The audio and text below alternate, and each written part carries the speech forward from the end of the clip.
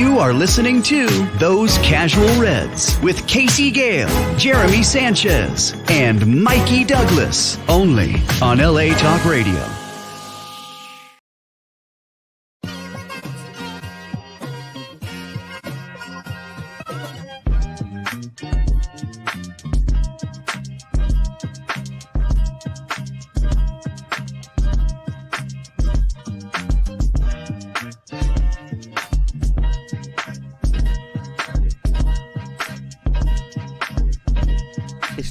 So you know the deal. It's time for Those Casual Reds with Casey Gayle on LA Talk Radio. Let's get to sponsors and ride the lights from. Let's get them out the way. Today's show is brought to you by Bolorian, Milkian, and Shakidian. BMS is what they call.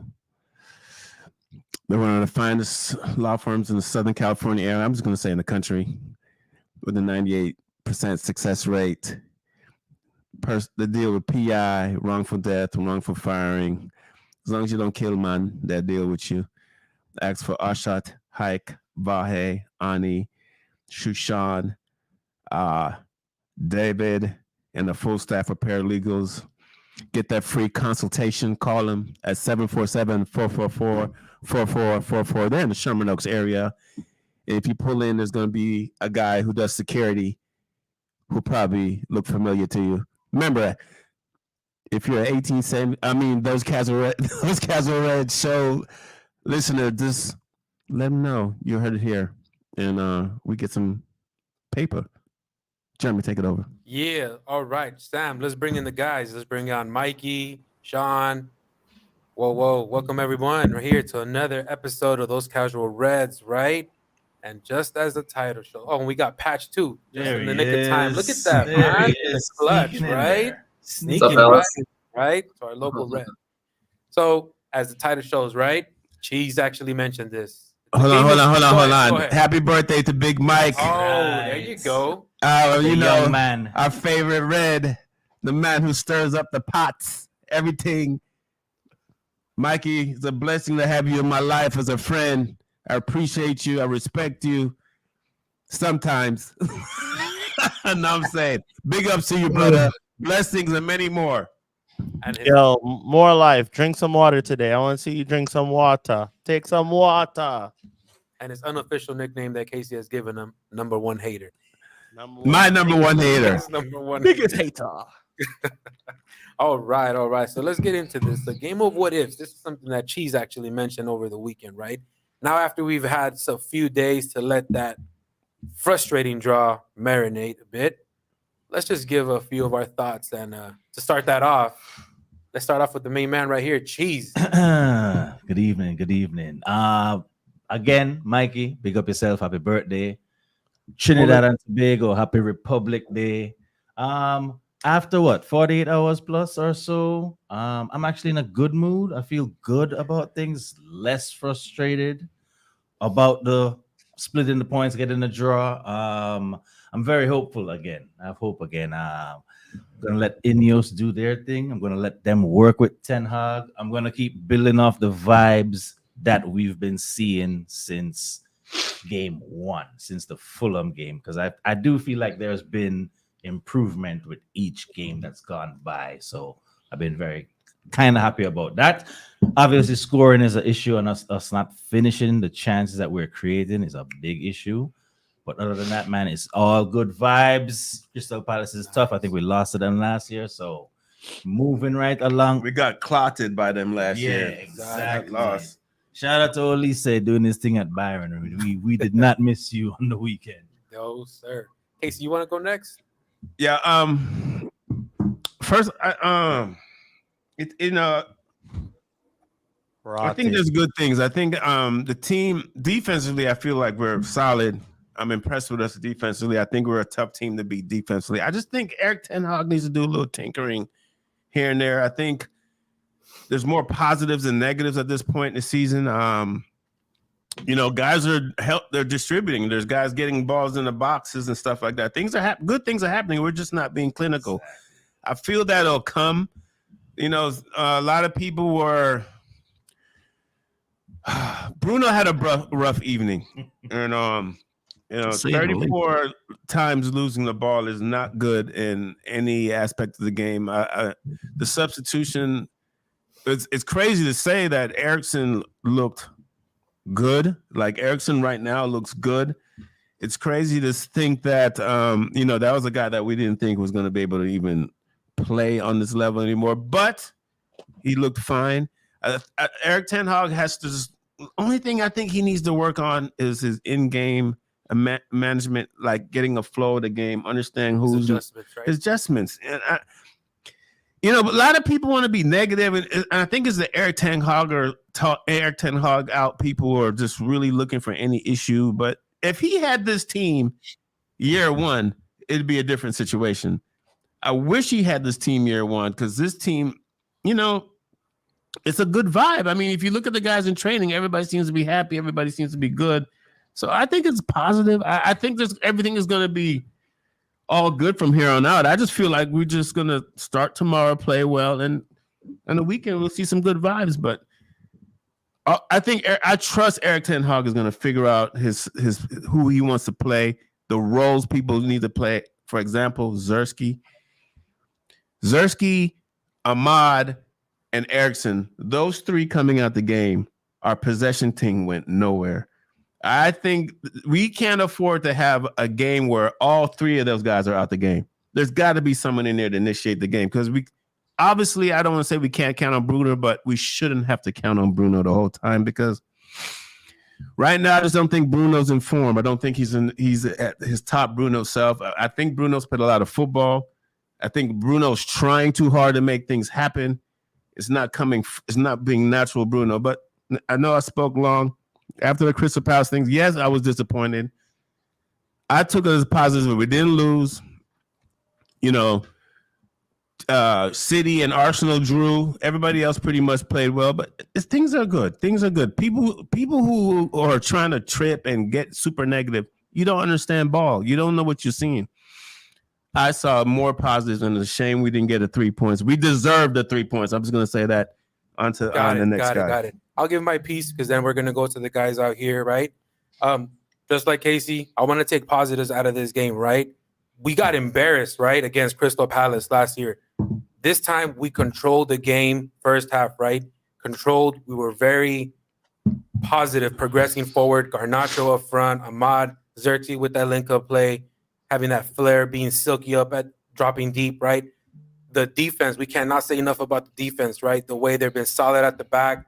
These guys are knowing the role, the low, knowing how to come in to be a little bit more compact, come into the midfield, directing also the center backs, right? Where to go, what to do exactly, right? So these guys are knowing their roles. Mazraoui, we can't say enough about that guy, right? He's playing really great at the right back, knowing what to do, where to occupy spaces to expose, right? The defense so we can have space up front. So more than anything, we take the positives. Garnacho, man, he had so many chances. We want to see our wingers, our striker have enough chances. It's just the ball just cannot find the net. Any other Sunday, right, or any other Saturday, that ball would be in the net. We'd be crushing them 3-0. Unfortunate, right? Second half, we can talk about a little bit about that later on. Some of the subs that he did, the changes were not right. Correct? Bruno, he's probably played a little too much football, and it showed as the game progressed. The game was getting away from him. He was doing too many of those Hollywood passes. That really affected us towards the end, losing the ball. But all in all, I would take the positives. We see that foundation kind of building up. And, this is what we want to see. We want to see attacking football, dominating football. So that's what I got to say about that one. Now let's go off to Patch.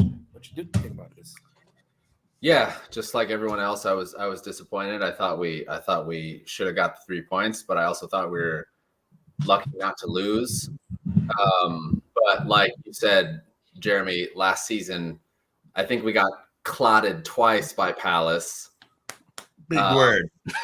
And so, if you want to take some positives from that and say that it's progression, I suppose you can, because Selhurst Park is always a tough place to go and play. But I think the subs taking out Xerxes was probably the biggest mistake. because look, he's a striker. His job is to put the ball in the net. He wasn't doing that, but he was contributing in other very positive ways. So his link-up play was great. He even kind of dropped back a little bit and helped sort the midfield out. So I think he was doing his part, and like I said, you're a striker. We bought you to score goals. He's not doing that, but he's contributing in other ways. So I guess, you could take a positive from that. But I thought Onana had perhaps arguably his best game in a United shirt. Salute Onana. And so I think that, he's always been confident. He's been confident from day one about his capabilities and stuff. And I feel like now we're finally starting to see him sort of come out of his shell a little bit and adjust to life a little bit. So I'm happy to see and looking forward to seeing, more of that type of behavior, because he can be a fucking absolute shithouse if he wants to be. So I'm looking forward to that. But I thought the team played well, and we were unlucky not to win. Like you said, any other day, that first time curler from Garnacho goes underneath the crossbar, not over the top of it. Bruno was unlucky with his follow-up hit on it. So again, we could have been 2-0, at least 2-0 up by halftime, but it just wasn't our day. So I think there's positives to take, but obviously you're disappointed because Crystal Palace away, if you're trying to progress in the league, those are just games you have to win. Mm-hmm. So, we're already, getting to a point where we can't afford to drop many more points because we've had 2 wins out of 5. So it's, now it's to the point where it's like, okay, time to kick on a little bit, boys. And I want to pose this question to you guys because I just thought of it and I don't know if it would be interesting. Given that Xerxes has some pretty nice link-up play, would it be interesting to see Xerxes drop to a 10, have Højlund on as the center forward? Yeah. That's what I was calling for when he made the substitution. Like when he made that, take Bruno out, drop Xerxes back, and allow Rashford to go up front, or Højlund, or whoever came on, I think that would have been the play, and I think we would have won the game in that situation. But, instead we decided to drop back and play bottom of the league ball and just allow our defense and midfield to just chip the ball over the top. Yeah. Like Rashford had, no disrespect for Rashford, he had no service during that game. It wasn't his fault. He didn't get a shot on goal or whatnot. But I agree with you. Bringing Bruno off and allowing Xerxes to drop back into that 10 would have been a perfect situation for him. Got it. Mike, you get in there. What was your... I'm just starting to wonder if this team only has 30 minutes of ball in them. That's what I'm starting to wonder. I'm starting to wonder if we only have a half or 30 minutes, because Southampton was the same deal. Play well, play bad for 30 minutes, and then figure it out the rest of the game. Now this one is play well and then capitulate, make bad decisions, make bad substitutions. The space behind went away when Xerxes came off because they know Rashford's pacey and they're going to put him at the top. They hadn't yet got Højlund in the game yet. So they're like, oh, he's going to play up top. Let's just take away that space in behind and be compact. And they did a good job of that, bro. To be honest, it feels like a loss. As much as we didn't lose, it feels like a loss. It feels, and it's some cause for some concern. If we can't change that with the next game, we have Tottenham next, and that's not going to be easy. But I feel like Tottenham hasn't been playing as well. They have a hard time defending. Yeah. So we should be able to do something there. But about this game, bro, I'm not going to be too crazy about it. There's a lot of positives to take away from it, but it is concerning that we can't get the W against the opposition of that caliber. Well, it's kind of. Can I ask you a question, Mikey? Don't you feel like once he gets his guys right and his lineup right, we're gonna see a full game? I just don't think Erik ten Hag truly understands, even though he sees these guys every day in practice. because some of his substitutions felt like he was just substituting guys to get him on. Like, seems like he just brought on Rashford to make sure Rashford plays. Like, he brought on Rasmus just to make Rasmus play because he brought Rashford at a center forward. He brought him in center forward, and then that didn't work. And then you throw him off to the wing, and you bring in Rasmus. It was just like two moves that seemed like he did without a tactical reason. Do you feel like he's still under pressure where he feels like, this is the question I'm going to ask all you guys. Do you feel like Erik ten Hag is like, I need to play this guy and this guy versus saying, I need to play him for this reason and that reason? Because I just think he's still feeling a little pressure to say, I got to get Rashford going and I got to get Rasmus going because if I don't play him, people are going to come for me. I need to take off Xerxes versus saying Xerxes playing well, drop him to the 10. Take Bruno out. You know, I think he's just loyal to a fault. That's the thing I'm saying. Do you think that'll improve once he gets a little bit more cutthroat? Because I know what you're saying. We're not playing a complete game. But I think once he understands, like, listen, my job's on the line. I got to start playing things for tactical reasons. I think that'll come together. I don't think it's just on him. I think that needs to come from above, too. Like, you know what, Sean? I want to say something, too, about that. If you're posing those questions, if that's the way he's thinking, then he's the wrong manager for this job, right? For him to be thinking about, oh, I need to get this guy going. I need to give him some time, right? You got to see what's in front of you, the game. You got to manage the game that's in front of you, not I need to get this guy going. Because the thing is, the reason why he was so successful at Ajax was because he had that backroom staff. He had that, he had everything behind him to be able to point him in the right direction. Like, no man is going to make the right decisions all the time. We all make bad decisions, and we have somebody like maybe your wife or somebody to put you on the right track. You know what I mean? Like, you need that person above to go, hey, look, that was the wrong choice. Why did you make that choice? And understand it. And United have never had that in the past. Solid point, Sean. But Sean, very solid point. Don't you think if he waits for the people above to tell him that, they're gonna be like, why do we need to tell this joker what to do? Well, it's not necessarily, like I just said, we all make mistakes, we all make mistakes, we all make the wrong choices, but we always have somebody to tell you, hey, that was a bad choice. Like, just because you make a bad choice doesn't mean you're a bad manager or you don't understand the thing. You're just seeing it in your point of view, like, hey, I think this was the right choice, but somebody up above him, like Barada or, somebody that's standing there, like he was in the FA Cup final, he was told to play a different system. He played it. Yeah, like he needs help above. It's not always just on the manager. And like, if you notice, you watch a lot of training, he doesn't necessarily conduct all of the trainings himself. Is number 2 and number 3 help him with that. So they're seeing things he's not always seeing. So there needs to be more communication, not just with those 3, but with the top end of Man United too. Like from when I played it, like, it wasn't always the coach that gave me directions on what I was supposed to be doing. It comes from a different perspective too. There isn't 3 coaches there for a reason. You know what I mean? I know he's the guy that makes the decisions, but when you get it wrong, you need somebody to help you kind of like put it in the right situation. I see. How do we know that they aren't involved already? We're not, but but at the end of the day, we're only 5 games into a whole new system, a whole new backroom staff, and he has brand new coaches too. You got to remember that his coaches left 2 new people for him, so he has to build a relationship with them and build a relationship with the higher ups. So that's why I'm not too overly concerned. I think we're heading in the right direction on the pitch, and I think we're heading in the right direction off the pitch. It's just going to take time for all of that to gel. Like, no team is going to gel that quickly. Like, City didn't, Arsenal didn't, Liverpool didn't. It takes time for all that to gel. So I think we're heading in the right direction on all aspects. You guys are right. They need to start scoring the goal. If Garnacho scores that goal, we're talking a 2-3-0. I think the confidence builds. I think we go on. Especially Bruno. Well, to that point, shouldn't we not put so much emphasis on Erik ten Hag and his decisions and more so on the players on the pitch? Rightfully so. Bruno is the captain. Absolutely. Shouldn't he have the know-how, the football know-how? We only have so much time.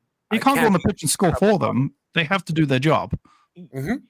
I'm sure that the brass isn't saying, Bruno, hoof the ball and just play a one-touch, no-look pass. Like, I'm sure this is like, as much as like I agree with y'all are saying, I think it's rooted in a lot of speculation. Because what if it's them saying, hey, this person analytics wise at this part of the game, this is when they shine. Maybe you bench Rashford. Like, we don't know what or who said what. Rude might have been the one to say, all right, come on, let's put Hoyland on, drop Xerxes. Like, we don't know who said what in this case. I just feel like guys have to stop making, and this is where I could look at the players, because you're the guy out there. You have to stop making bonehead decisions and realize the game has changed. There's no space in behind. Your runner that's playing number 9 right now is not going to have space to run onto the ball. So maybe we don't just kick the ball into the air and just give it up. But like Bruno's doing that on his own, and like he should be yanked. But it's also, we've seen Bruno play bad for 80 minutes and score a goal. That's the thing. The players do that. Bruno does it the most, I feel like, and that's why we forget the 80 minutes when he was shit, and because he gets GA, because he's a GA merchant. I'm gonna say something crazy. Bruno lost that game for us. No, he didn't. That's no, he didn't. No. The whole team lost the game. I think Bruno didn't lose that game, but he had a huge negative impact on that game. He was one of Think about that goal. And statement. Sean, you guys said it on your show. Big up United Zone, by the way, 24. Why is he doing this shit off the side of his foot? But all if of a it sudden? scores, Dude, he needs to be fined every time he does that. Be clinical, not Hollywood. Look, it stems. I know it's not rude telling them to do that. It stems back from. Sorry, Patch. No, it's all good. It stems back from problems that we've seen. I've lost track of the amount of years. There just comes a point in the game when we face teams that are tough to break down that we run out of ideas and we run out of creativity, and that's where the hoofing of the ball from the back comes. And it rarely works. So again, like you said, Sean, a lot of the staff is real. A lot of the background staff is brand new. The higher ups are obviously brand new. We also brought in a ton of players, not a ton, but we brought in a decent amount of players over the summer. So throwing all that together and just going, here, make it work. Yes, there's still problems from previous seasons, like I said, in terms of, putting the ball in the net. But, to Sean's point, we're 5 games in. I'm not too bothered by it, but I think obviously we're all upset that we can't make it work just like that when we should be beating teams like Fulham more comfortably, and Crystal Palace and Brighton and stuff like that. Even Tottenham. We look on paper. This next run of games, I think Villa away is going to be the toughest one. Yeah. So if we got 9 points out of 12 and lose to Villa, that's progression in my opinion, because I feel like tomorrow FC 20 are going to be playing like it's their Champions League final. Yeah, that's what that always do against us. They went to the City game today, and they was up in there tripping. FC 20 supporters at the City game. They was in there representing. I like them. So and They had to fill the stand somehow. Yeah, they helped fill the stands. Because that game against Arsenal, I don't know if anyone watched it. That behind the goal was empty. Arsenal versus City, behind the goal was empty. I didn't even notice. Small club. Mm-hmm. What is your guys' thoughts on, because we're such a big club, any sub or anyone that doesn't start is such a huge thing? Do you guys put any stock or any thoughts into Marcus Rashford coming off the bench? Oh no, is there something rumbling between Eric and Rashford? It's like you can win if you start him, you can't win if you don't start him. I thought it was interesting that he started Marcus every game to get his form going. And then when he started he scored goals, you benched him. But I mean, we still should have beat Palace, though. I don't think Marcus was the problem. I just thought it was weird that Marcus didn't score. You don't think Garnacho didn't deserve that start, though? Say that again? You don't think Garnacho didn't deserve that start? No, Garnacho. Well, we've all been asking for Marcus to take a step back, because Armada's been affected. Garnacho's been lively, and I've always said I would bench Rashford, but I don't think he had the guts to. I don't think it was so much of a benching. I think I said this last night that last year we didn't, in the third round of the Carabao Cup, we didn't make any changes. We went out with full team, and look what happened in the season. We ended up with a ton of injuries. You know, if Garnacho scores that, are we really talking about the fact that Rashford didn't start?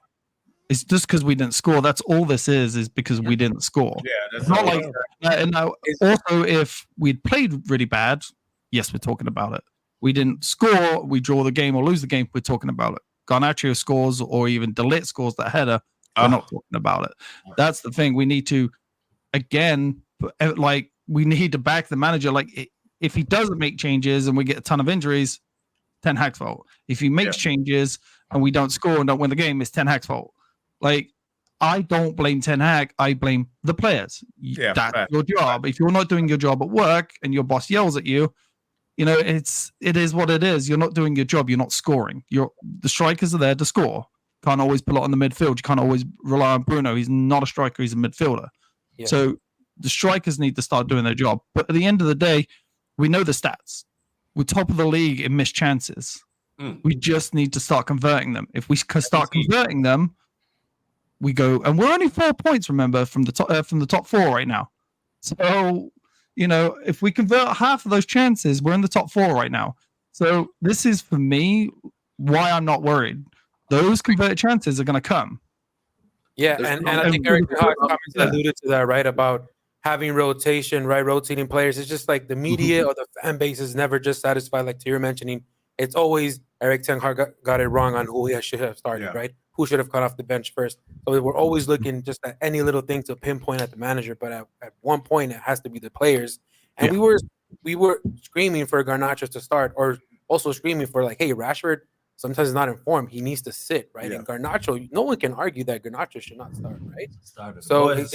Exactly, right? So I mean, like you said, it has to do with the players. The players. Yeah, he's like this close from winning the game. This close. This close. And not just that, we have to rotate players. We're seeing what's going around the league and in football, right? There's so many injuries. So players have to get rotated. And I think Bruno should be one of those players next to get that rotation. I think so too. Right? There's no way. I don't think he rotates anymore. We have players. We didn't have that last season. Last year we had to play Bruno every game. Yeah. But here's a quick question. Who do you rotate him against? Do you rotate him against the first game in Europa or against Tottenham or Villa? Because they're three games that you need Bruno in. I think you rotate against. I think you do Europa. I think you put him in against Europa, and I also think you put maybe Bayindir in goal in Europa. Ooh, that's a big one. Yeah, I mean, granted, it was against Barnsley, but he did well. You know, we can't have another backup goalkeeper like poor Sergio Romero that barely got a sniff. I mean, he played some. He played some good games and he had some great performances, but you hear good things about Bayindir, so you hope that he comes good and stuff. But yeah, I think there's a couple positions for Europa that he rotates. But I've also heard you go out there and you play the strongest 11. But I think then it really is down to management in terms of what do you prioritize. I mean, I think we're all trying to progress in the league, but there's so many more damn games now. And he even said it in his presser. It's like, the injuries are going to be inevitable. They just are. So, it's kind of it's a tough call. I'm just glad I'm not the manager. I don't have to make those decisions. Got it. I would love to be the manager of Manchester United. It'd be tricky. You'd be having fighting relegation. What'd you say, Mikey? You'd have him in League One, and we'd be relegation. It'd be loose. Oh my! The pregame. Casey would sign up. Casey would be like, Casey would be like, offer 140 for Leon Bailey. Get him signed. Hey, yo, I'm probably like, there's a game today? Oh, shit, I'm late. You have no problems with Rashford being out in town, right? Coming in late. Rashy's on the piss. Rashy's on the piss. He's with him. I'm with him. Like, Rash, just get late. Hey, Casey, you'd get text from your mom halfway through the game. You're a waste man. Why'd you take out Zerk? Like, we up 3-0 though. We up 3-0. All right, that's fun of games. Exactly right. But I don't know. It's positive. I think I'm very positive about this team. There's way more good things than bad things. It's just about adjustments. When was the last time? I will say this. I don't think y'all could take a Tottenham loss. I know. You know what, Mikey? Sean was Salute losing Mikey his on that mind point. in the Mikey, first half of cannot. Southampton. Sean was ready to be sent out. At the I don't first think we half could of take a Southampton, I loss don't in the think y'all could next. take I'm here. I'm here for it. I'm riding it out. But I don't think this panel here can take a loss to Tottenham. It's not this panel, though, gentlemen. Don't you think if United gets a loss before this next international break, especially going into the winter, going into January, I feel bad for Eric Ten Hag. And the thing is there's a lot of progression. There's a lot of good things going on, but There is a lot of progression. Speak about international break. Isn't Luke Shaw? He's coming back. No, don't talk about let's him. keep it real. Don't He's talk coming about- back after the what's- break. Don't talk I about don't Luke. want Luke Shaw to come back. I think Diallo's playing well on the left. Oh, big question. It Before we depends on move the on manner from of the loss. Yeah. Depends on the manner of the loss. what the United Zone guy said. What happened? Shaw comes back. Mhm. What do you do with the left backs that you are you gonna Right back, with your right back? Who are you gonna play? Delo or Maserati? Well, I don't think Mazzarri's should earned his Luke Shaw right off the earned bat. his place. That's a Yeah, great answer. but Delo was player of the Alright. season last year. That's the That was problem. last year. Yeah. We're 5 games into this year. And Yeah, but what's he done? Mazzarri's Yeah, but what's he playing- done this year to say that he still doesn't deserve that right spot? He's played great. You don't break him up out of stride right now. He's been playing really good. To bench him now is crazy. He gets a bench when he starts acting up, but he's come in cold off the bench in a new league and made that position his own. He's won that. Who? He's won that. He's talking about Mazzarri. Mazzarri. I totally agree with but Mikey. my thing is like I wouldn't start Luke Shaw on the left back. Just Ease keep him the back. low and Yep. yeah, Yep. ease him back. Why would you give Yep. him a start? Yeah, As I'm not long pushing as- him back. He'll be Pat, injured how by do you feel Christmas about that? anyway. Say what? He'll be injured How do by you feel Christmas. about when Luke Shaw's fit and ready to come back with Maserati and Delo both playing well and they're both right backs. Who are you gonna bench? I agree with Mikey. As long as Maserati and Delo are playing well, there's no need to rush Luke Shaw back. I would Well, let him I get as don't- fit as And then, possible. like, player of the season in a team that's 8th, that's like being the tallest midget. I think Luke Shaw has to earn his spot back. I don't think he just walks into the left back position. I mean, I think if the Delo at left back and Maserati at right back is not I working, see what you did there. then maybe you give Luke Shaw a sniff. But if it's not broke, don't fix it. And I'm like past the point of being done with Luke Shaw at this point. Past it. Yeah. Same here. Malacia is ahead of Luke Shaw. He's actually on the grass running around with guys right now. But I mean, he's like a Pringle chip. Yeah, Malacia had a good start to the season last season before he got hurt, and we were all He's cast the on one him. that got Luke Shaw together. I would rather just keep these two guys in there. They're consistent. Yeah. Shout out to Maz. I mean, I'm a big Delo fan, but shout out to Mazraoui, right? He's a smart technical player. That position on right back, he knows when to come into midfield, when to step out wide. That takes, that football IQ of knowing where to be at the exact moment to reel in that defense, go up and attack, or help out your center backs. So. And he doesn't look like he gets tired either. He's Exactly. out there. He looks very fit. He looks like he's willing to play 90 minutes every week. Like, he looks good. We should ease Luke Shaw back into. He should get the cup games, right? He should get those for now and slowly play his way back into it. But Basin letting Delo play back on that position because he was the best player last year, when a guy who just steps out of nowhere in a totally different league, and like everybody has adulation and praise for him. It's like Maserati and Delict have been standouts. Mm-hmm. I feel like you have a problem with players of the year because you have a problem with David De Gea too. Yeah, let's not go there. I have a problem when your best player is your goalkeeper. That's a problem. It's not a good thing. Quick messages. Jay Brunskill said we need a win for sure, bro. And he said Maserati, keep him in. And it was a bunch of happy faces. He says Malacia is good. Very good. Very? What? I think he's I okay. won't go with very good from last year. I think he's okay. I remember watching him play against Tottenham and getting absolutely dicked against Harry Kane. So I remember there's hope that we could he get put in the a left shift. back in He put in a January. shift against Oh, I did hear Liverpool. that.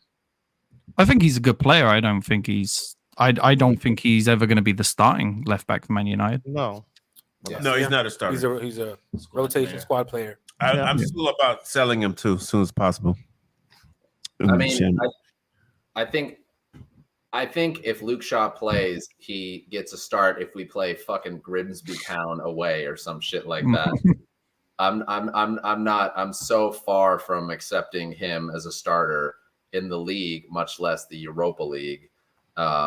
So but again, throw Malacia in there, bring him on the last 10 or 15 minutes or something like that, against FC20 if he's ready, or maybe, I don't know, Porto away or something like that. Get him slowly integrated. But for now, our defensive line has looked good. So I mean, I think you keep it, and after having 30 odd iterations of our defensive line in the back, it's finally an opportunity for us to develop some form of consistency in the back. And I think Maserati, De Ligt, Martinez, and Delo is fucking sick. So, when was the last time Man United went 3 games in a row without conceding a goal? Right, and I don't care the type of opposition. Yeah. The last time we went 3 games in a row without conceding. Yeah, it's a solid back line right now, right? Yeah. It's a solid back line. Yeah. Vidic Fernandez? I don't know. Everybody thought Martinez was insane, huh? Oh, I want to just say one thing. I loved it. That's the type of player you hate to play against, but the type of player you love having for your team. That's all I would say about Martinez. So right. He's that type of player that. Dude, he was an inch. We were an inch away from having Harry Maguire play at centre back for the next 3 games. Yeah. Hey, Mikey, can I come clean about something? I didn't even know that was a rule that you can't jump with 2 feet. Because I do that at the park all day. I don't even think that should be a rule. That's like something. I'm a DB, but I'm coming in to kill niggas. If it was Michael Oliver, he would have been sent off. You remember when fucking Marcus Rojo did that? Mm-hmm. I love Rojo. Dude, Martinez is the player we wanted Rojo to be. Yeah. And they're both Argentinian. There you go. Rojo's insane, though. Yeah. Yeah, did you see his burnt toast? That's another story. But Martinez, he's a madman. That's what I'm saying. Like, I love it, and obviously love it that he didn't get a red card for it. But I love it that people saw him do that because strikers and attacking midfielders and shit are gonna be like, oh fuck, this guy's like gonna be snapping kneecaps and shit. Just don't do it again. Yeah, exactly. I love that you did it. Just don't do it again. Just have it in the back of your head when you're running up against him that he could do that, but he's not going to. You know what I mean? Get that fear factor. It's funny how everybody was explaining the rule to me at the pub. I was like, what's wrong with that? Everyone's like, chill out. Come on. 2 feet, round studs. Come on, man. He didn't do nothing. He didn't touch nobody.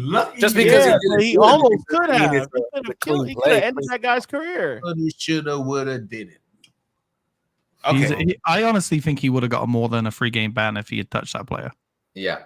That reminds me of I think they would have thrown the book at him. That just reminds me like those endemic and Stu plays where, I didn't mean to do that type of thing. It's just baller. The thing is, there's no need to do it because, like, if you just get in front of the ball, you get the ball. So what was the point? He didn't even get the ball. We lost possession with that. So he honestly, I feel like he was jumping up to block the ball. That's for a second. I was trying to defend it in my mind, like, maybe he did that, trying to put his 2 feet of shins in front of the ball to block it like a wall. But yep, that's exactly what he did. Kind of reminded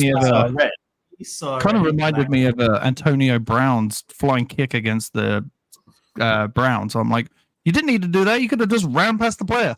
He just jumped up in the air and flying kicked him in the chest. Reminded me of Bobby Boucher and the Water Boy is what it reminded me of. Yeah, it did. Borderline something like that, right? Yeah. Reminds me of Antonio Brown flying kick. Oh, Casey's having some CTE. CTE issues. I love control violence. Brown. I love control violence. He can't remember about that Antonio Brown play. I don't even know who What? he is. Oh, he played for the Steelers. Yeah. CTE is beautiful. Baby. Oh, right. Well, moving on, right? Just really quick. Did you guys see these drawings that came out about this proposed thing? Stadium? Yeah, the stadium. My boy Sinatra lost his mind today. He said Why? it looked like a piece of gum. What is that? I said, dude, chill out. Chill out. Yeah, it looks like a sushi roll. Like that. I saw a comment Mikey made, and I want to get to Mikey on this. He was saying that he was concerned about who's paying for it and the housing that they're going to remove. But I feel like they will have to address all these things. 100%. It can't just be for the club. It's got to be for the community. And what worries me too is now that you have, if they're going to have 100,000 seat stadium, is it going to be like, if you get nosebleed seats, is it just going to look like a bunch of ants running around? You know what I mean? Like, I feel like Old Trafford as is now, no matter the seats, you still get a decent view. Yeah, it's close. Yeah, it's close. Yeah. So, and also Wembley did it. So I've been to Wembley, and Wembley, when you're up in the nosebleeds, it's kind of like Old Trafford. You can still see. So I'm sure that they'll integrate something similar to Wembley style. Yeah. From what I'm hearing, the same people populace who did the Tottenham Stadium, everybody says they love their seats. From what I'm hearing, what they did for the Dallas Stadium, everybody says they love their seats. So far, there's a good view in everywhere. So I think they will do that part. The big concern is who's going to pay for this shit. That's very true. I mean, Sports Illustrated is mentioning that it's a potential 100,000 seater, which will benefit the local community, attract new residents, increase job provisions, and make it a hike up rent for visitors. Say it again, Mikey. Hike up rent. And that's ticket prices. That's code for Well, rent prices. Rent's about to go up. Gentrification. Everybody I know that lives in Inglewood by SoFi loves that their property value triple. Yeah, I bet they do. Tell that to the residents that got displaced. That's fact.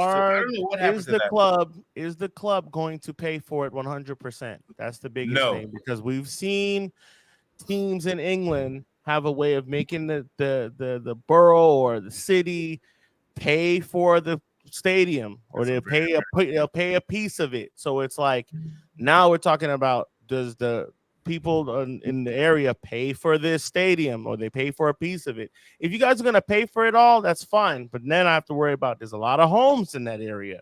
So are you going to displace people? I've seen it here. Hell, my neighborhood in Brooklyn, when the Barclays came, eminent domain. People have been living in that place 50 years. Gone. Atlanta, they knocked down a church to build a Benz. That's why the Falcons suck. So 90% of that area is warehouses. Yeah, that's it's not so much houses that is in that area.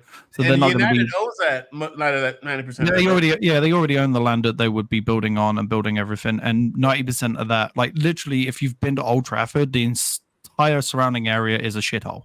Like there are some nice streets, but it's a shithole. And to be able to build that is going to be massive. Like to have what City have, but then also have Manchester United have the same thing, is going to be massive for the city of Manchester. You've also got one of the largest universities in England in Manchester. So a lot of those houses could be used for college students and stuff like that. I know I was watching a video the other day about what could be put in the area. A lot of businesses. That's a lot of rent for businesses. So most of that area, you're not going to be displacing pretty much anybody. Most of that area is just built up old, torn down warehouses. There's just a shithole in the area. It's not a good place to, other than looking at a beautiful Old Trafford, the surrounding area is a horrible place. Yeah. Got it. Maybe they got to take a playbook out of the Kroenke, right? They paid for that whole thing over here in Inglewood. You can't, England won't do that. England is not like, like the Steelers Stadium. The city, the government paid for it. England is not going to pay for Man United's new stadium. No, that's what I'm saying. Kroenke paid for the whole thing. He laid out the whole $4 billion to pay. Well, I think that needs to happen whenever this stadium is built.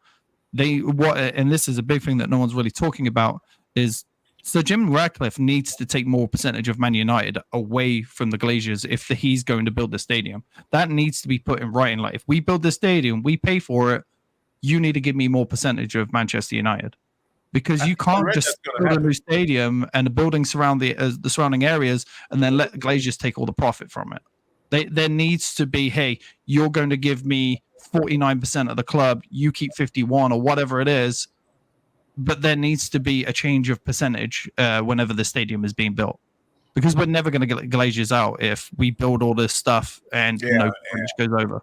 Facts. That's very true, and that could be one of the reasons why we're seeing more of this talks coming out. Right? That could be something in the It's our talk. 49%, so we can have a hostile takeover. Yeah, exactly. Beto says they don't love those new property taxes they have to pay. Right here. What you on Facebook? Nah, it's okay. We're pretty much 5 minutes left, right? So let's just get a little bit of our predictions, what we think we're going to see in the Europa tomorrow against Twente. I'll start off here with the guys in the studio with Cheese. I don't even know. Squad rotation. Though. Yeah. I expect him to rotate his squad. Garnacho to start. Like Garnacho to start. Hope maybe Hoyland up front. And I don't know if he's gutsy enough to do Hoyland and Zersky together. That would be amazing. Yeah. If Xerxes plays the 10, Yeah, Oh, there you pretty go. much. Like he's gonna be Bench playing Bruno. drop back. Yeah. And that's how you rest Bruno. If we play Zersky at the 10 and we win 4-5-0, boy, It's gonna we're going to be sitting here next week going, We owe we him some Bruno? assists. Sorry, but where do we owe play him some- Bruno? We rest. Exactly. Casey, you want to get on this? I think we're gonna do very well. This is a personal game for Eric Ten Hag. This is the club he supports. This is the club he said he grew up cheering for. He said in his press conference, I feel bad with that. I'm going to hurt them. I would love to. I said something crazy on their show. And I know everybody's going to slay me right now. I would start Anthony because I feel this is his level. boy. So I would go with Rasmus, Garnacho, Anthony, and I would do something drastic and have Zersky in the false nine. This is the game you want to tinker with. But You my wanna play back it four offline. wouldn't change. I would not change my back four. I would not change my back four. And I agree with Patch. I would play the goalie. Are you starting Ugarte? Yes, I'm starting Ugarte. I'm going to sit Kobe. I'm going to sit Kobe one more time. I would But I sit would like to Kobe see and Kobe and Mountain. Ugarte play more, though, together. And this might be the game for that, though. So, Just saying. yeah, I would go Kobe and Ugarte. And I would like to see that. And Zersky at that So, false nine. Cersei at the 10. Patch, go to you. yeah, I would keep the back line as is. He might put Bayindir in goal. I like the idea of maybe Mount and Ugarte in the midfield. And then I also obviously like the idea of Garnacho on the left, Ahmad on the right. And then I'd love to see Xerxes in the 10 and Hoyland up top, but I think he's going to play Bruno and Xerxes. So, but I don't know. I would just like to see a couple of the boys that haven't had minutes in a while, like Mount. And, I know Ugarte's played a little bit, but it would be nice for him to start. And then, so I think we'll see a little squad rotation. I would say probably 7 to 8 players of the starting 11 are going to be the same. Got it. So I feel. Before we go to you, Sean, just reading this comment, Beto is saying 2-0 United. His lineup is Onana, Delo, Delit, Martinez, Maz, Ugarte, Casemiro, Xerxes, Rashford, Garnacho, and Rasmus. Swap Mount for Xerxes, bench Bruno. Sean, let's go to you. It feels like Patch just completely read my mind with that one. Having Mason Mount in there, I think Mason Mount and Ugarte could be a good relationship. Give Kobe a bit of a break. Up front, do you know what? Like, it was said last. You said this last night with Anthony on the right. I feel like if we play Anthony and he doesn't play well, he's done. So. Anthony, if he doesn't play well tomorrow, he's done. So I would probably stick Anthony on the right, just to start the game, see how well he does. And if he doesn't perform against another team that is not on a Premier League level, then it's time for him to leave. So it's exactly the same as Patch, but I would probably stick Anthony on the right tomorrow.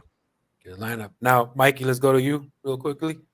I agree with Patch, man. I think that's the best lineup. I really don't. We should be able to field anybody to beat this team. They're not a really good team, so I'm not really What's your guys? It doesn't matter who you play. 3-1. 3-1. 3-0. Keep the clean sheets going. 3-0. You feel the clean sheet? Got it. I Well- got to give you guys props. I did not think about the Mount thing. Yeah, Mount Ugarte for real. great work right up top, pressing, and then you got Ugarte to cover that lot of pitch, right? He's got good legs, right? That's pretty nice. So that's been another episode of Those Casual Reds, right? Thank you for Mikey from Atlanta, Sean from Pittsburgh, Patch, our local LA Gibber here, guys in studio, Cheese, Casey. Catch us on again next Tuesday, but don't forget to catch United Fan Zone on Thursday as well, one more guys. message. Oh, Beto, next window, Lindelof, Erickson, Anthony are out of here. All right, Fuck Lindelof. let's go. Thank you guys for another episode. Thank you guys. Thank you, Sam. Check out United Fan Zone tomorrow, Exactly. 24. And follow No, us I mean also on the Thursday. YouTube, 1878 Casuals, right? You are listening to Those Casual Reds with Casey Gayle, Jeremy Sanchez, and Mikey Douglas only. You're listening to It's Confirmed.